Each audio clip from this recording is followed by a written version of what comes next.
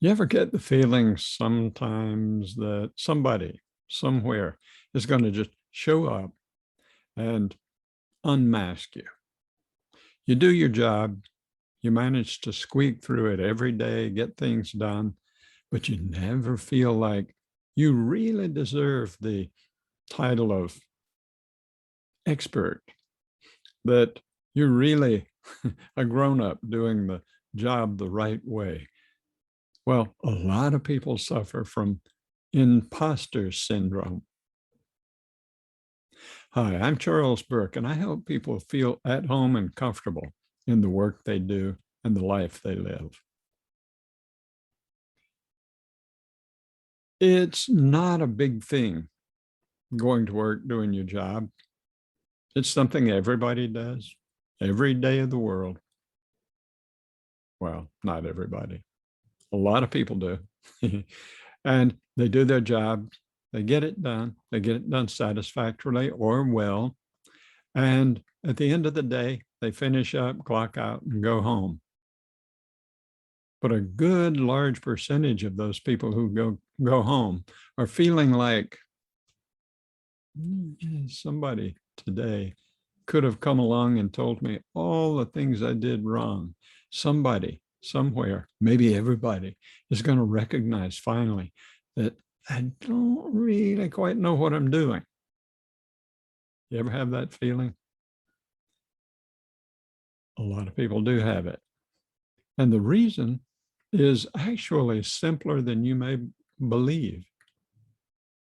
There's a process that people go through when they learn a new job or tackle a new task. Take a doctor, for example. They come out of medical school. They have spent a lot of years learning, studying, cramming, learning all sorts of huge mountains of material. Then they go to work at a hospital as an intern. They spend more years working for slave labor, basically, huge long hours. And over the course of that time, they're supposed to go from medical student to qualified medical doctor. Not just on paper, but in their minds, in their feelings. And most do, but some don't. Some don't until much later, and some don't ever. And they feel like an imposter, a professional pretender who is just going through the motions, barely keeping their head above water. They never feel like they are really that good at their work, even though people around them acclaim and proclaim what good work they do, their successes even. And they don't believe it. They don't feel it. They know that there's just something wrong there somewhere. They're not really who they are supposed to be. It's common. Well, there's a word I like. Interesting little word from the Greek, metanoia. This word means the deep, fundamental level transformation that takes place in somebody when they go from one mental state or identity to another mental state or identity, and they become, in effect, somebody else. This type of very fundamental identity shift is often seen in religious conversions, in interns suddenly accepting themselves as the doctor they have trained to be, and now they believe it. Every field, every industry has this. Heck, at home, mothers come home from the hospital. They have a brand new baby whom they love with all their heart, but they feel over their head. They feel just overwhelmed by motherhood. I'm not really a mother. I don't qualify. I can't do the job. And maybe an important part of postpartum depression.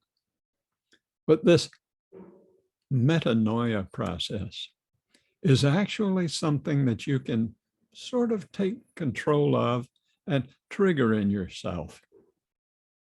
A large part of it is recognizing what's going on. If you continue turning your back, refusing to look at this awful feeling that you're constantly plagued with, this haunting feeling that you just aren't qualified. And if you refuse to look at that, refuse to acknowledge it, you're not going to be able to change it. It takes just admitting what's going on in your life and in your mind, in your feelings, admitting it, and then working on it. But it is possible. People do it all the time.